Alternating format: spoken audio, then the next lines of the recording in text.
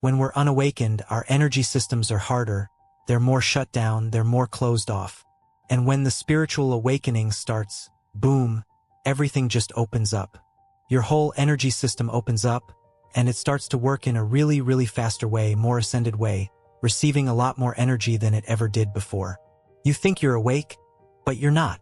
You believe you've seen through the lies, broken the chains, and freed your mind.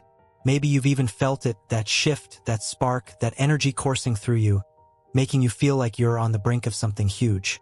But the truth is, you're still asleep, the illusion of awakening, and you will stay that way, trapped, confused, endlessly seeking, until you understand the four bodies of your soul. No one tells you about them. Not in school, not in church, not in those quick-fix spiritual awakening guides that promise enlightenment in 5 easy steps. Because if you knew the truth, you'd stop searching outside yourself. You'd stop wasting time chasing hollow ideas of high vibrations or manifestation secrets. You'd stop looking for gurus, saviors, or mystical shortcuts. Most people will never awaken because they never grasp the simple yet shattering reality. You are more than your mind, more than your flesh, more than your emotions, and until you integrate all 4 bodies of your soul, you will keep hitting walls, stuck in cycles, never truly breaking free. The ancient mystery schools knew this, the alchemists knew it, the shamans, the monks, the sages, they all understood that awakening isn't a single moment of realization. It's an unraveling, death, and rebirth, and it begins with seeing where you actually stand. So where are you right now? You exist in a fragile dream. You think you're making decisions, controlling your path, steering toward enlightenment. But what if I told you that most of your thoughts aren't even yours? What if the emotions you trust, the ones that feel so personal, have been conditioned into you?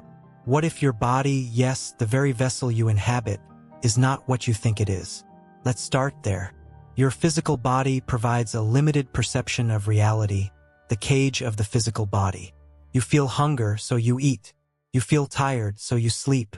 You feel pain, so you react. Seems simple, right? But what if your physical body is just the first layer of a deeper prison? Hinduism's philosophy of Maya hints at this. What you perceive through your senses is an illusion. You think you're experiencing reality, but you're only getting a fragment of it, a narrow, distorted version, carefully filtered through flesh, nerves, and brain chemicals. Your body craves comfort, pleasure, and safety. It resists change. It resists truth. That's why most people will never awaken, because their bodies betray them. You say you want enlightenment, but your body wants predictability. You dream of transcendence, but your body clings to routine. It's wired for survival, not for awakening. The instinct for survival can sometimes hinder personal transformation. Look at the Buddha.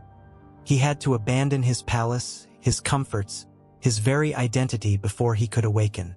Look at Jesus. 40 days in the desert, starving, tempted, stripped of every physical certainty. Why? Because until the body is put in its place, the soul cannot rise. The first step to real awakening isn't chanting affirmations or burning sage. It's seeing the body for what it is. A tool, not a master, and most people never get past this step. The hidden chains of the emotional body. You felt it before, that sudden rush of anger, that deep sadness that won't let go, that overwhelming fear that grips you when you least expect it. You assume these emotions belong to you, that they are part of who you are. But what if they aren't?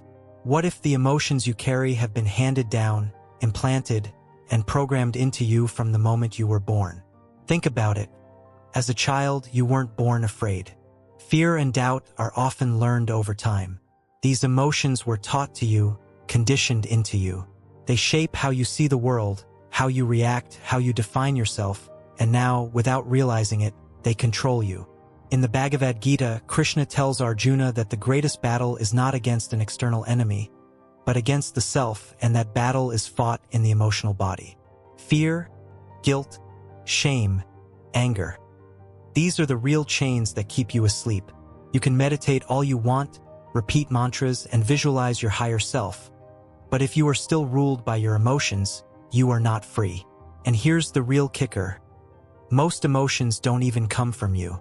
Think about how you react when someone insults you, that immediate anger, that tightening in your chest. Is that really you, Or is it a conditioned response, programmed into you by years of social rules, personal wounds, and ancestral trauma? Now imagine being free of that. Imagine feeling anger but not being controlled by it. Imagine experiencing sadness, but not becoming it. Imagine fear knocking at your door and simply watching it, untouched, unshaken. That is power. That is the beginning of true awakening. But to get there, you have to face everything, every suppressed emotion, every buried wound, every fear you've shoved down and ignored. This is why most people turn back. They don't want to look at their pain, they don't want to see their shadows, and that's exactly why they never wake up. The body binds you, the emotions chain you, but these are only the first 2 layers of the 4-body system. There are still 2 more, deeper, more elusive, and more dangerous to ignore. The mental prison you don't see. You think you're in control, you believe your thoughts belong to you, you assume that when an idea arises in your mind, it's because you chose to think about it. But what if I told you that most of your thoughts aren't yours? You've been conditioned, programmed, and shaped by forces you can't even see. Society, culture, family, media, all of it has been constructing your mental reality since the moment you opened your eyes. And here's the terrifying part. You have never questioned it. You can break free from the body, you can even transcend emotional wounds, but until you dismantle the mental body, the hidden architect of your reality, you will never be truly awake. And this is where most people stop. They meditate, they do yoga, they chant affirmations, they think they're reaching higher levels of consciousness. But inside, their mental body is still trapped in loops, still playing by rules they never wrote. Do you want the truth? The mental body is the most dangerous of all 4 bodies because it convinces you that you're free when you're not. Consider this. Where did your beliefs come from? Your ideas about love, money, success, happiness? Did you create them, or were they fed to you from the moment you were born? Your mind was a blank slate. Then the programming began. Parents, teachers, religions, governments, media, each one poured their version of truth into you. They told you what was possible, what was impossible, what was good, what was evil, and you accepted it because you didn't know any better. But here's the truth. They don't want you to see. Your mind is not who you are. It is a system, a tool, a machine running programs that were installed without your permission. René Descartes, in his concept of Cartesian dualism, argued that the mind and the self are not the same thing. In Meditations on First Philosophy, he famously declared, "Cogito ergo sum, I think, therefore I am." But he also made it clear that thoughts are not necessarily a reflection of one's true self. Instead, the mind can be influenced by external forces, culture, upbringing, and societal conditioning, just as a machine can be programmed. This is why you keep sabotaging yourself. Why do you crave change but never fully achieve it? Your conscious mind wants something new, but your subconscious is still running old scripts. You try to break free, but the programming pulls you back. It's like a computer infected with a virus. No matter how many times you restart it, the problem remains because the virus is embedded in the system itself. So how do you purge the virus? The mind is a trickster. The first thing you must understand is that your mental body will fight you. It doesn't want to be exposed. It will do anything to protect its illusions, even if those illusions are keeping you trapped. That's why, when you start questioning your reality, your mind reacts with fear, doubt, resistance. Ever noticed how, when you begin considering something outside the norm, something truly different, your first reaction is discomfort, maybe even anger? That's the program defending itself. Think of Plato's allegory of the cave. The prisoners have been chained in darkness their entire lives, seeing only shadows on the wall. One day, a prisoner escapes and sees the real world. But when he returns to free the others, they refuse to believe him. Why? Because their minds are comfortable in the lie. And that's exactly what happens when people start waking up. They question reality, they glimpse something deeper, and then fear kicks in. The mental body panics. The ego screams, "No, go back to what you know." And most people obey. If you truly want to awaken, you must be willing to destroy the illusions inside your own mind. That means questioning everything, not just religion, not just the government, not just the media. Everything, your own opinions, your own identity, even your deepest truths, because if you're clinging to an identity, if you believe you already know who you are, you are still asleep. The mental body is still in control. Real awakening isn't about adding new beliefs. It's about undoing the ones that were never truly yours. It's unsettling, even frightening, like shedding an old self, but that's because, in a way, it is. The mental body must die before the higher self can be born. The false guru trap. Here's where most seekers get lost. They sense that something is off, that they're living inside a construct, but instead of dismantling their own minds, they seek new beliefs to replace the old ones. They jump from religion to religion, from ideology to ideology, from guru to guru each time they think, this is it, this is the truth.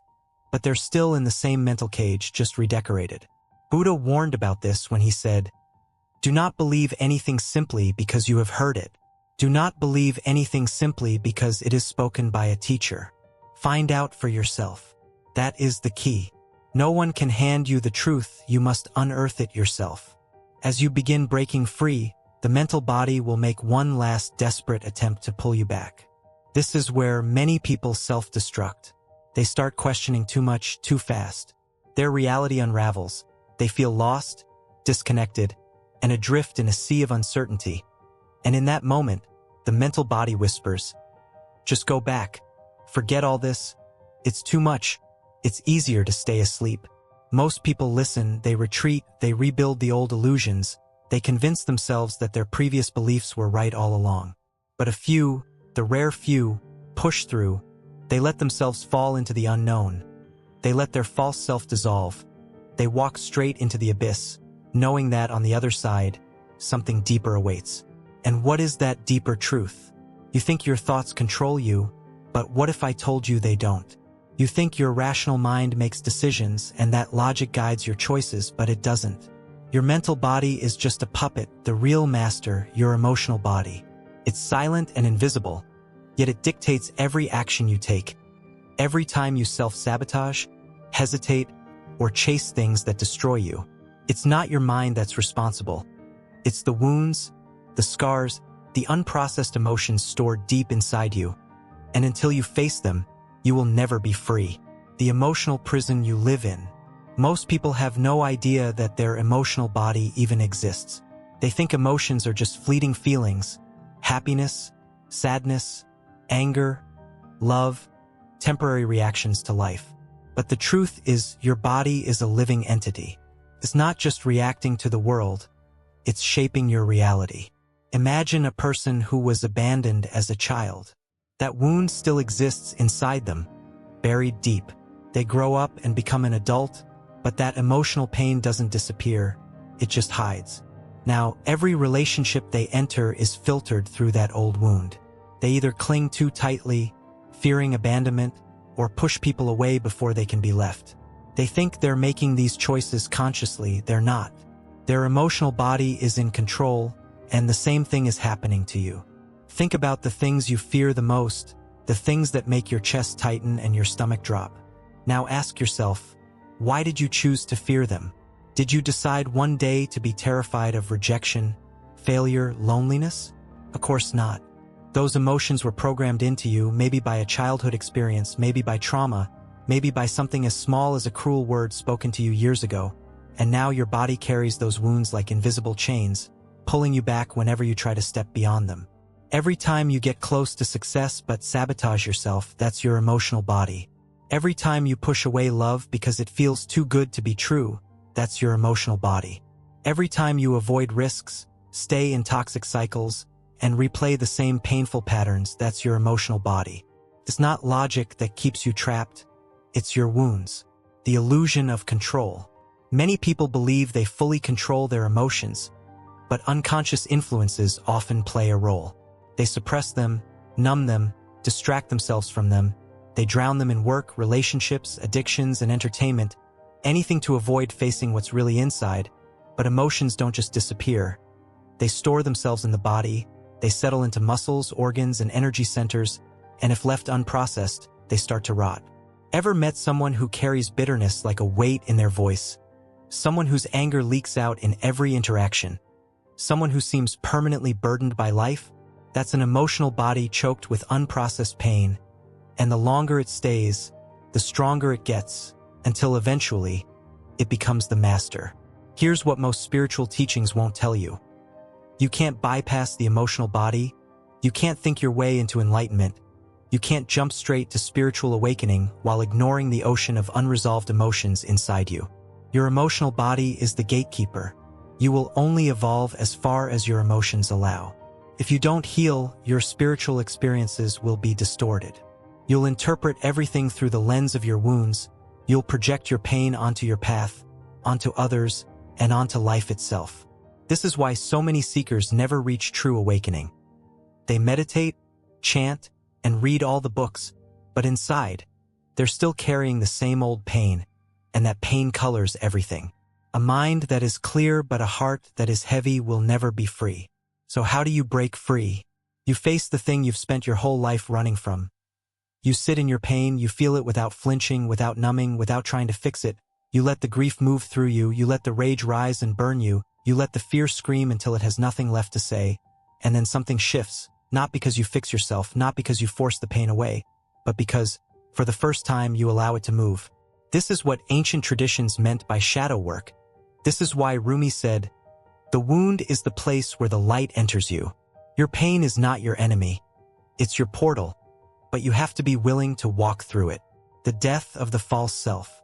The moment you stop resisting your emotions, something unexpected happens.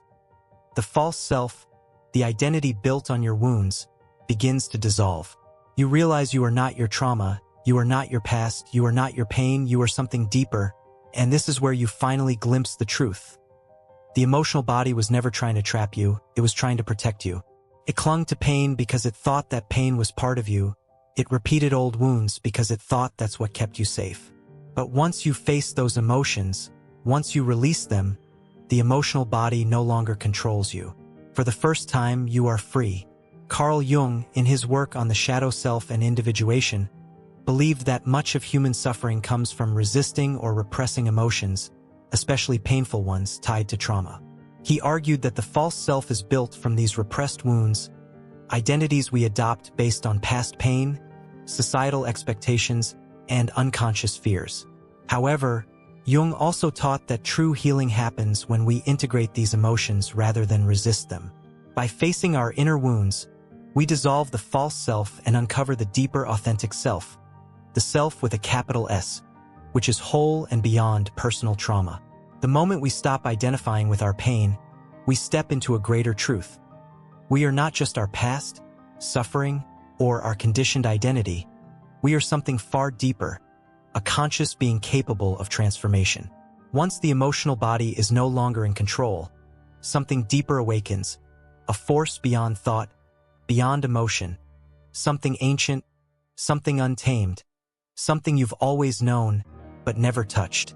This is the spiritual body, the part of you that is eternal, the part of you that exists beyond this world, beyond identity, beyond everything you've ever known. But be warned. Most people never make it this far because the spiritual body doesn't just reveal your divinity. It shows you something even more terrifying, who you really are. And the truth is, most people aren't ready to face that. The fire you fear.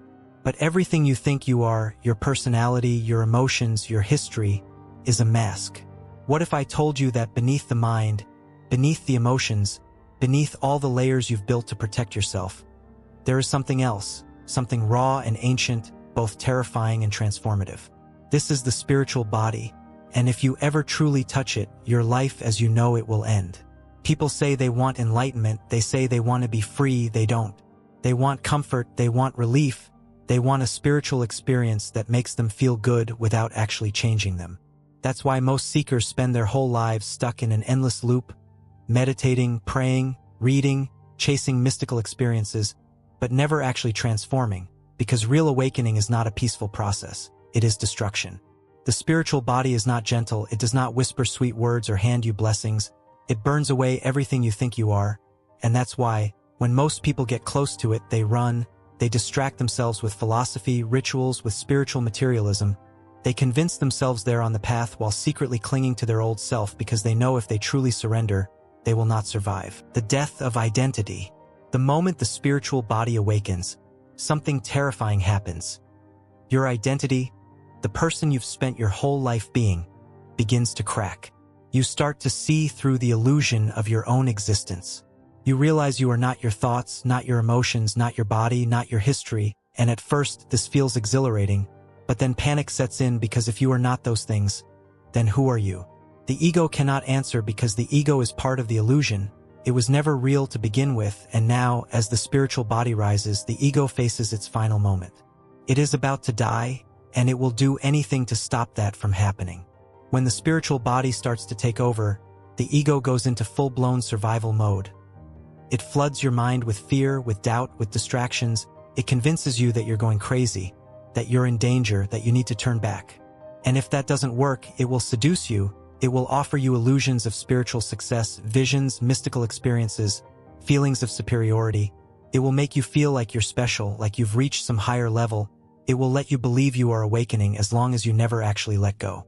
And the terrifying thing is, most people fall for it. They stay trapped in the stage for decades, some for lifetimes, because the final step, the thing that truly activates the spiritual body, is something almost no one is willing to do. The leap into the unknown. To fully awaken the spiritual body, there is only one thing you must do. You must let go not just of your attachments, not just of your fears, not just of your old wounds, you must let go of yourself. This is what every true mystic, every true seeker, every enlightened being throughout history has faced. The moment where they had to step beyond the mind, beyond identity, beyond everything they've ever known, with no guarantee of what comes next. Buddha called it cessation, Jesus called it dying before you die, the Sufis call it annihilation. It is the final breaking point, the moment where you either surrender completely or retreat into the safety of the false self. And this is why almost no one awakens, because the fear of that leap is unimaginable. If you take the leap, if you truly surrender, you will not be the same, you will still walk, talk, and exist in the world, but the person you thought you were is gone. The mind remains, but it is no longer in control. The emotions still move, but they no longer own you. The ego still whispers, but its voice is distant, irrelevant, and in its place, something else has awakened, something vast, something untamed, something that was always there waiting. This is what the spiritual body truly is, not an idea, not a concept, not a belief system, but the raw, living force of existence itself. It exists beyond words, beyond validation. It does not require understanding. It simply is. And once you stand in it, once you finally truly wake up, everything changes. But even here, at the threshold of ultimate freedom, there is one last challenge, because now, after all this struggle, after all this transformation, you must return to the world, not as the person you were, not as the seeker, the student, or the ego-driven self, but as something else entirely. The real challenge isn't breaking free, it's what happens after. Because once you've touched the truth, once your spiritual body has burned through the illusion, you're faced with something even more brutal. The world hasn't changed, but you have, and now you have to live here, awake, in a place where almost everyone else is still asleep. Imagine standing in a crowded city, watching people rush around, lost in their own minds. You see the tension in their faces, you feel the weight of their emotions, you hear their words, but beneath them you sense the fear, the longing, the quiet suffering they don't even realize they're carrying. And worst of all, you know they don't have to live this way, but they do because they don't see it, because they don't want to, because the illusion is easier, and now here you are, fully awake, completely aware, standing in the middle of a dream that everyone else believes is real. The isolation of awakening. This is where most people break. They come back from deep spiritual experiences only to feel more alone than ever. They try to talk about it, but the words don't work. People don't understand. They try to fit in again, but everything feels hollow, fake, and suffocating. They try to go back to who they were, but that version of them no longer exists, and so they become wanderers caught between worlds, not fully in the illusion, not fully outside of it, just drifting, watching, waiting. But there's something dangerous about this place, because the longer you stay lost in it, the easier it becomes to forget. The ego is patient, it knows how to wait, it knows that even after awakening, you still have habits, you still have memories of how you used to live, you still have people in your life who expect you to be the old you still have patterns, reflexes, and attachments all pulling you back. And if you're not careful, piece by piece, thought by thought, those old patterns will rebuild themselves. They will convince you that your awakening was just a phase, that your clarity was just a dream, that your experience wasn't real, or worse, that it doesn't matter. This is how people lose themselves again, not all at once, but slowly, quietly, until they're just another person sleepwalking through life. The trap of spiritual superiority. And then there's the other danger, the one that whispers, "You're different now, you're special." This is where many so-called enlightened people get stuck. They believe they're above the world, they believe they're separate from it, they walk around looking down on everyone else, convinced they've transcended the struggles of ordinary life. But this too is an illusion, because the moment you think you're beyond the world, you've fallen back into the oldest trap of all. Ego, a different kind, yes, a spiritual ego, but ego all the same, and just like that, you're caught again, not lost in the ordinary illusion, but lost in the illusion of superiority, and that, in many ways, is even worse. So what do? How do you stay awake in a world that wants you to fall asleep? How do you live among dreamers without becoming one of them?